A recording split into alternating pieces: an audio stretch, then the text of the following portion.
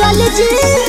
गहुआ में पान के दुकान खोली जी बात मन पिया धक्का धक चल जी गहुआ में पान के दुकान खोली जी बात मन पिया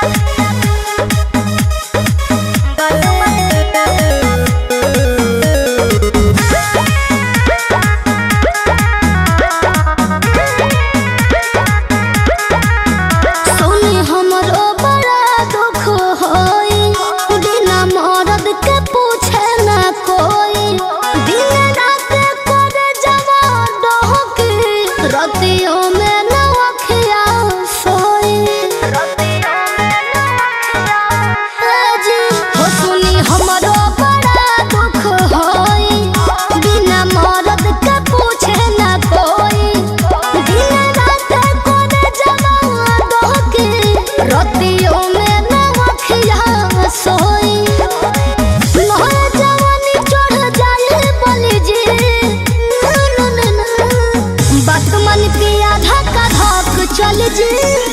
गहुआ में पान के दुकान खोली जी बात मन पिया धक्का धक चल जी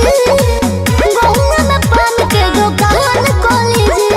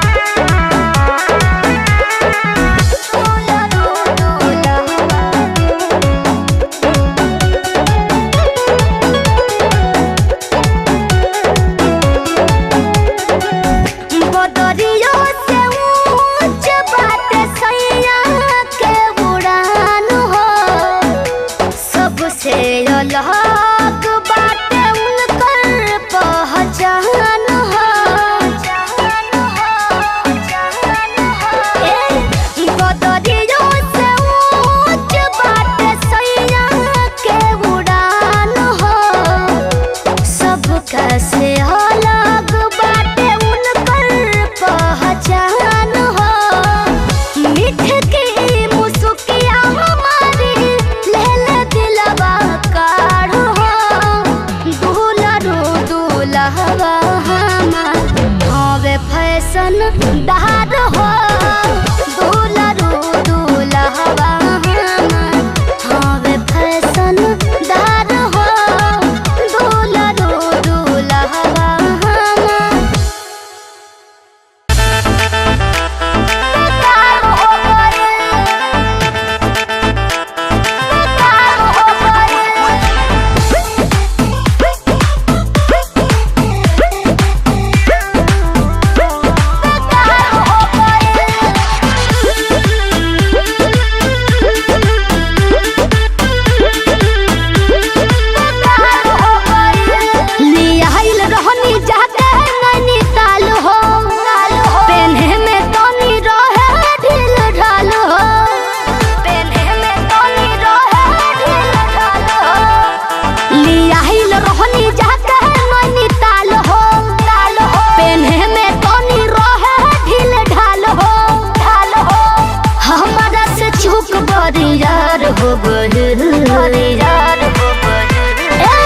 वही सुंदर जिया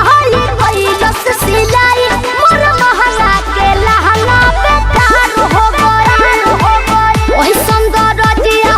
कैलस सिलाई मोर महंगा के लहंगा बेकार हो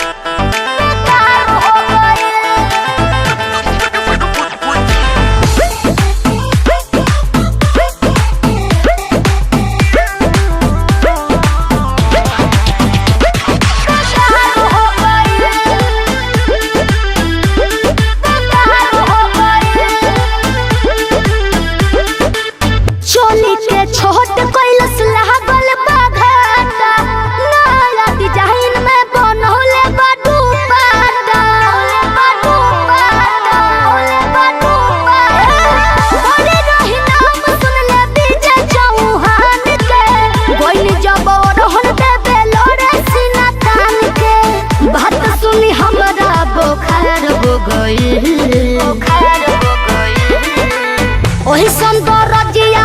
कैलस सिलाई मोर महंगा के लहंगा बेकार हो गई वही सुंदर जिया कैलस सिलाई मोर महंगा के लहंगा बेकार हो गई फरक आहे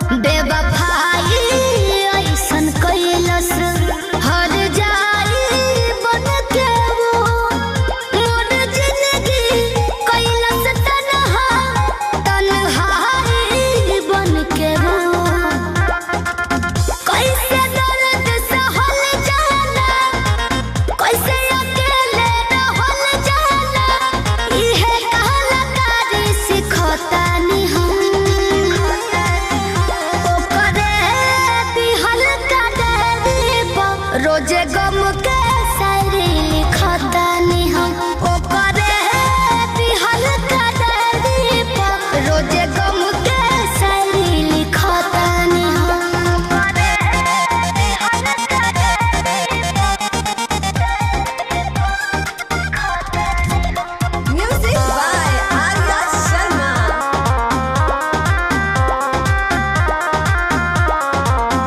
हमसे प्यार के नाटक खेल के मॉडलस दिलवा में छोरी हंसते खेलत बिन मजबूरी कोहिलस चाहत में दूरी। काश वो मुझे मिल गया होता, काश मैं उस पे भरोसा ना करती, काश वो बेवफाई ना करता, या काश मैं ही बेवफा होती।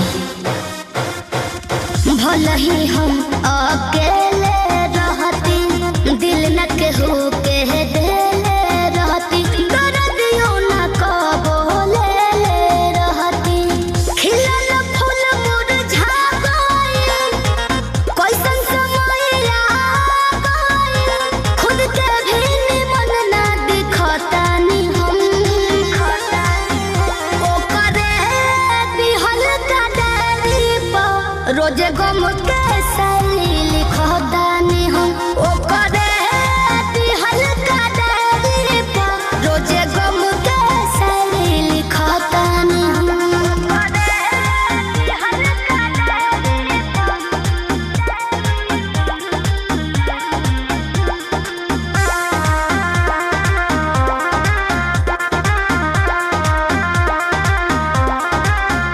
जिंदगी में जे के जानत रहे दिल से जे के पहचानत रहे कोई से वो कर तो ही नहीं करी